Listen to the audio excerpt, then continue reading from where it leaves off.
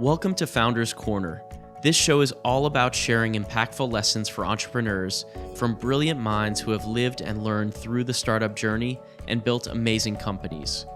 This podcast is from Omidyar Network's emerging technology team, who invest in early-stage startups that aim to build great for-profit businesses that can change the world and create impact at scale. On today's show, we have Reid Hoffman, the renowned Silicon Valley entrepreneur and investor. Reid is a partner at Greylock, sits on the boards of companies including Airbnb, Convoy, and Microsoft, and is the co-founder of LinkedIn. This conversation was recorded live at Omidyar Network for the Emerging Tech Team's Product Leader Summit in front of an audience of founders, entrepreneurs, and product leaders from startups across the country. Reid shares insights like his philosophy on product market fit, how best to decide how to organize a company around product, engineering, or other focused discipline. He talks about management and motivating employees and learnings from his career, like product launch mistakes he made early on. Now let's get started with the conversation with Reid Hoffman and Omidyar Network partner, Shapriya Mahesh, live at Product Leader Summit.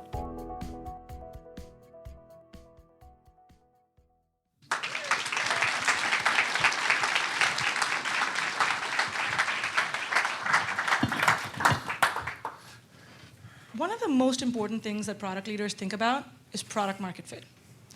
So early days, it's a three-part question.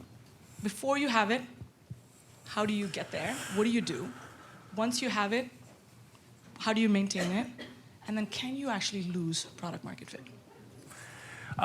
So the answer to the last question is yes, but I will come back to that. So the way that I approach companies and products is very similar, projects, is I have an investment thesis. And the investment thesis is a set of bullets about the way that I think the world is becoming, that if I'm right and I execute well, now there's a whole question about executing well and so forth that's challenging, but if I'm right and execute well, then, for example, in a company, you want to be a shareholder in the stock. In a product, you're going to get product market fit, right? Like that's the way that you do that. And part of your investment thesis needs to not only be the question of like what is the product and why would people like it, but also how you get it to market. Like what is the kind of go to market? And one of I think the modern lessons of software is to not just have a inspirational idea around, ooh, I think that people would love to use this thing, but to make as part of the genetics of the product what your go to market is. Now the easiest one is obviously virality and SEO and those kinds of things.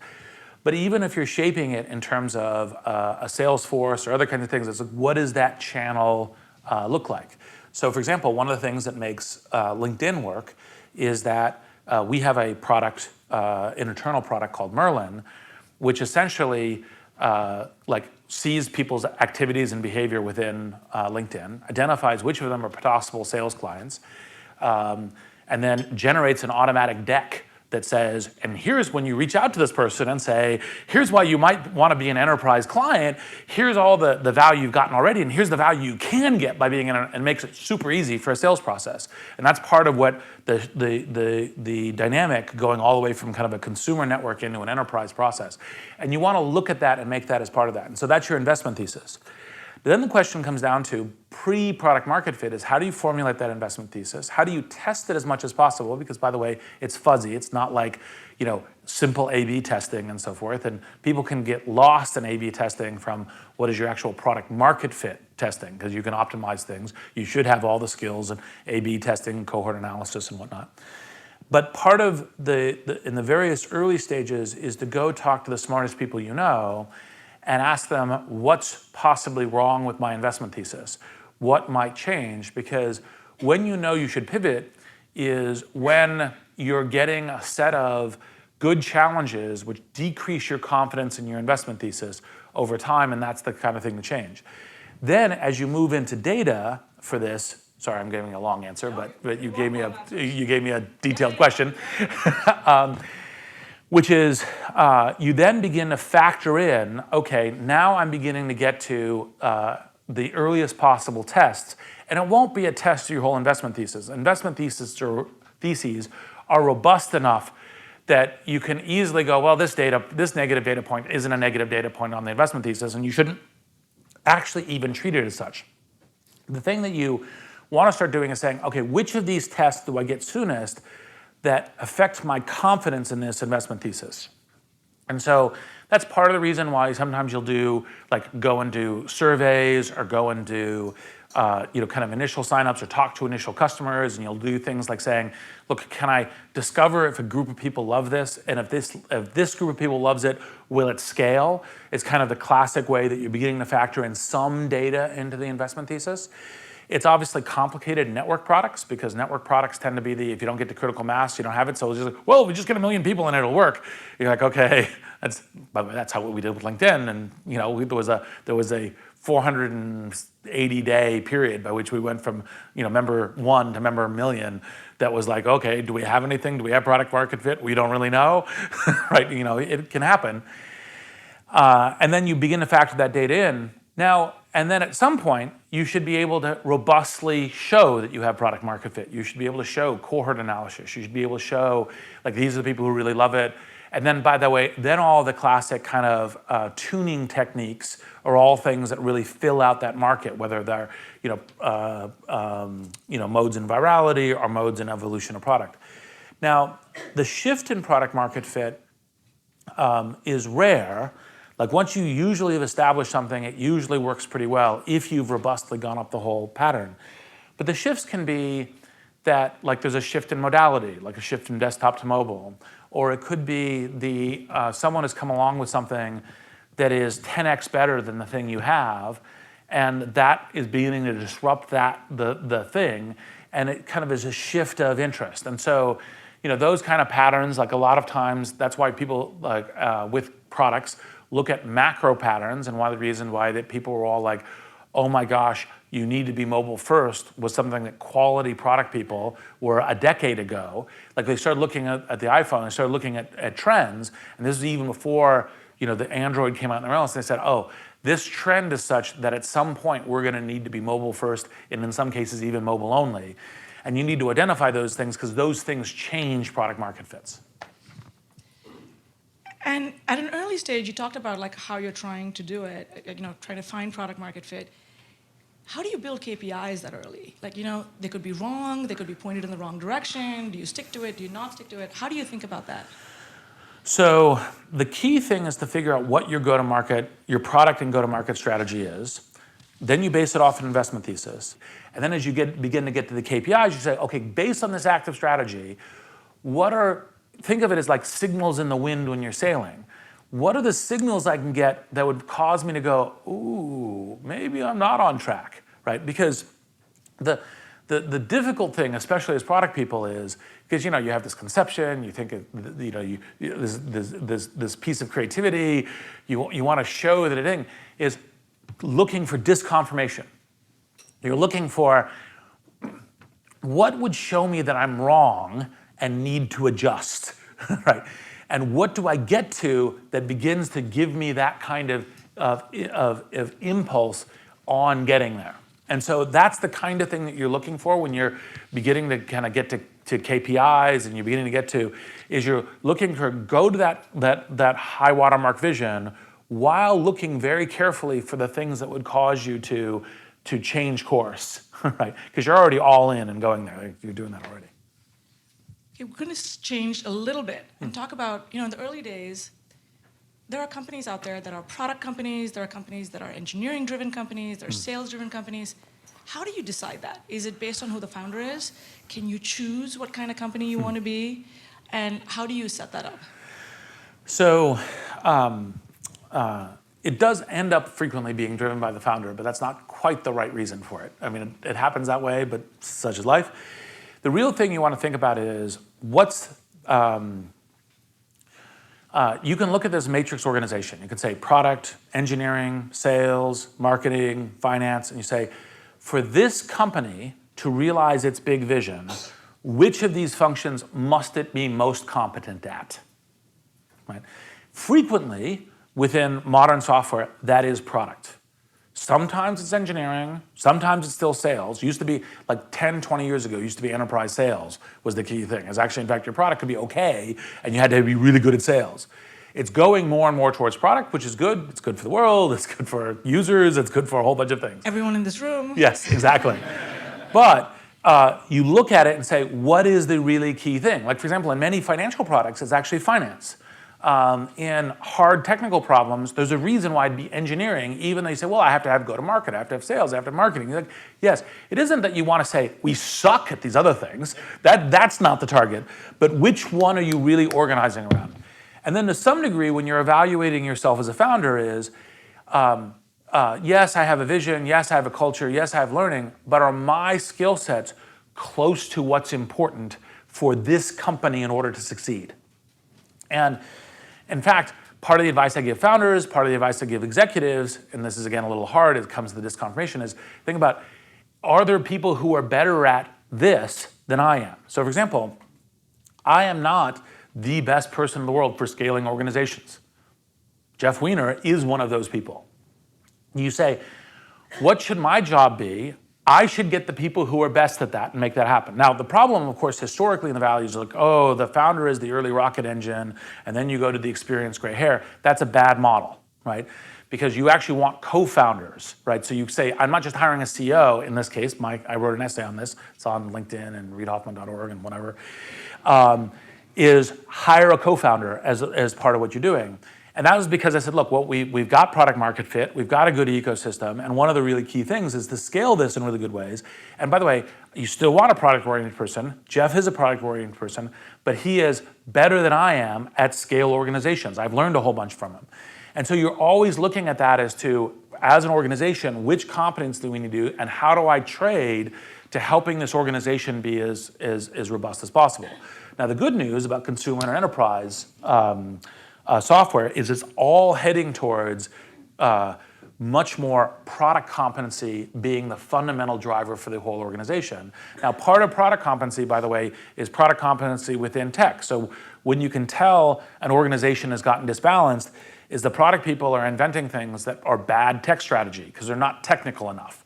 That's a problem, right? So product isn't like, yes, design, yes, user interaction, but you have to conform it within what is good technical strategy given technical capabilities and what are the kinds of things. Because like, for example, if you said, oh, the service can completely read my mind telepathically and guess what I want. Of course, that's a great product if you can build it, you know? So anyway. So you talked about Jeff, but wider than Jeff and how you picked him, how do you judge talent? How do you figure out, this person is going to be a good fit? And then how do you nurture that talent and keep them around? You wrote a book on Tour of Duty. Yes. It's broader. Yeah, the Alliance. Yep. Fundamentally, I kind of look at three things. And it's probably in this order. The first is, and they're all super important. The first is baseline skills for playing this game. And baseline skills means that, for example, you say, look, this person, because the second one, by the way, will be learning, this person's a learning machine, but you don't make them your scalable server architect if they don't know anything about code. It's like you're super smart, you're gonna learn really fast. That's not where you start, right? So baseline skills are, I have a broad sense of what competent modern gameplay looks like here. That can be in the skills of the area itself, that can be in management. Like I have those things broadly. Doesn't mean I have 10-year, like the usual mistake in these things is say, I've got 10 plus years of experience of doing this exact thing. If you're doing something new, you don't have 10 plus years of doing this exact thing. That's the reason why like broad skills, not these exact ones. The second thing is infinite learning. Because usually in the fast moving changes within technology, especially within software, you're actually solving new problems. The nature of competency in the game is changing, right? So the techniques that were the best virality techniques in 2004 are now old school. The game is very different now. The ways of saying how do we measure user experience and how do we integrate both art and science in that, those techniques are evolving at a fast basis. So it isn't like, oh, I just know how to do that. And if the person isn't a constant learner, both for the new techniques and for this new game, that's a serious problem. And then the third one is basically with the kind of skills, with the learning, and this plays to some of the mission and purpose things that are so important about what Midyar and you and everyone else is doing. Part of the reason I'm here is is the person really going to think about this like a founder? And it doesn't mean exactly like a founder, but kind of in the ownership of this mission, of this project, of this organization, of this product matters to me. I would, when I'm recounting what I accomplished here, I have that alignment because I'm going to go the extra mile. I'm going to really sweat it. I'm going to really put the grit and energy into this. Because, by the way, these things are hard. I mean, part of one of the reasons why I use as a metaphor for entrepreneurship is throwing yourself off a cliff and assembling an airplane the way down, is to understand what the difficulties in these kinds of games are.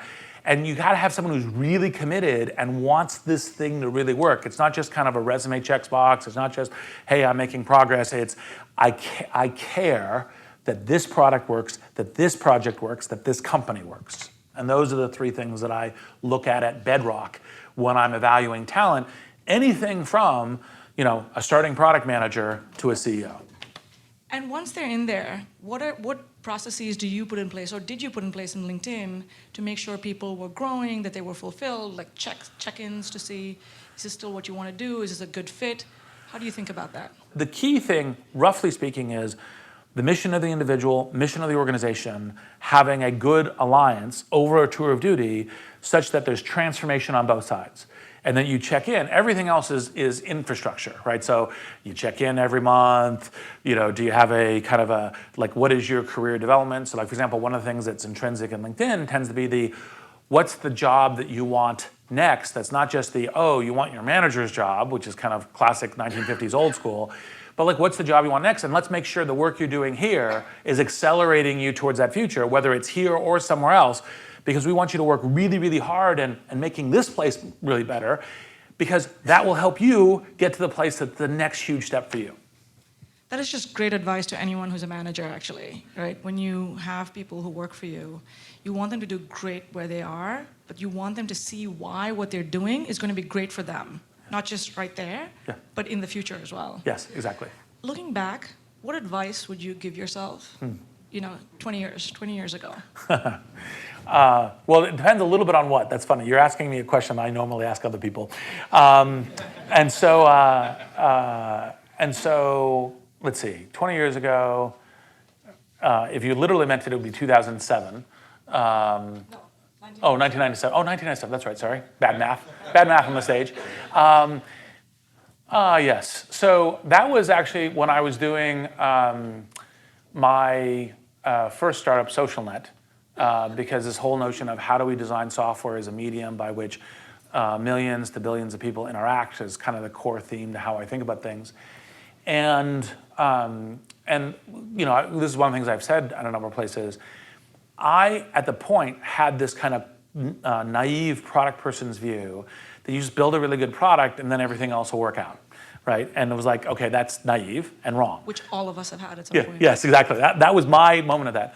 And that's part of when I get to look, when you're architecting software products, most often you want to think about the go-to-market, the distribution with it. Doesn't mean everything has to be viral, doesn't mean, but it's like, what's the shape of that architecture? So you're doing that. And then what's the dynamic learning loop? Not, I built the product and it's done.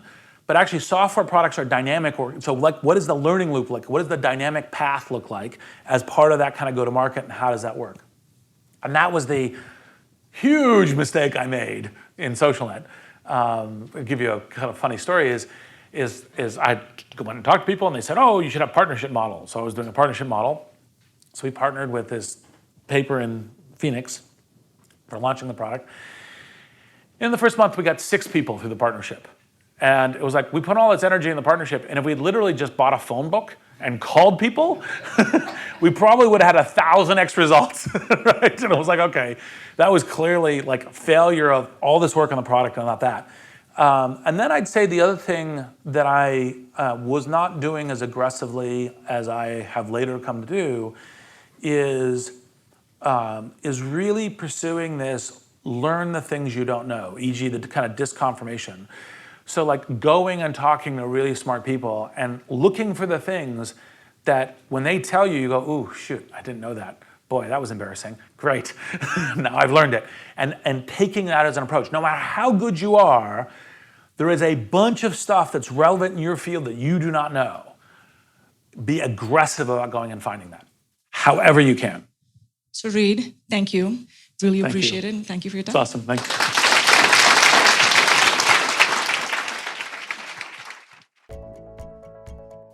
That was our conversation with Reid Hoffman and Shapriya Mahesh. Thanks for listening, and special thanks to Reid for joining that day and sharing so many insights with our listeners. To learn more about Reid, visit reidhoffman.org or follow him on Twitter @ReidHoffman. And tune in for Reid's own podcast, Masters of Scale. If you enjoyed this episode, please write a review on iTunes and let us know what you think on Twitter @Omidyar Network. Be sure to subscribe and visit our website, omidyar.com, to learn more.